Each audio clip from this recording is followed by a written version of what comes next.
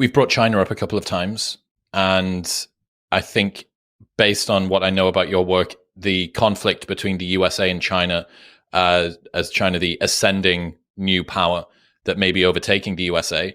However, we do have this perhaps unprecedented demographic collapse that China's facing.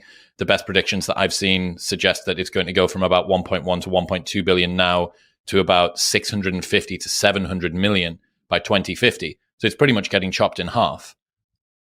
Does that change the way that the world orders change moving forward? I think the main thing with China right now is, we're on the brink of war with China for various reasons. I hope we make it to 2050. The demographics as I describe it. And by the way, them losing doesn't make us winning. Just so we're look at that, we hope everyone gets better. And the world economy, we hope everybody has a better way. Everybody loses in wars. And so, that's their set of circumstances, and it'll be what it'll be. I think the most important thing is, how do we deal with our circumstances? How do we become strong and healthy, financially healthy, productivity healthy, and so on.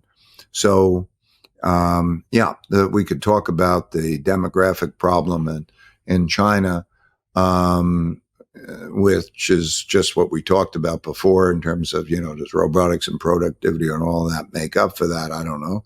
But I really think we're projecting too much on the outside world. Okay, what do we do with China? Of what relevance?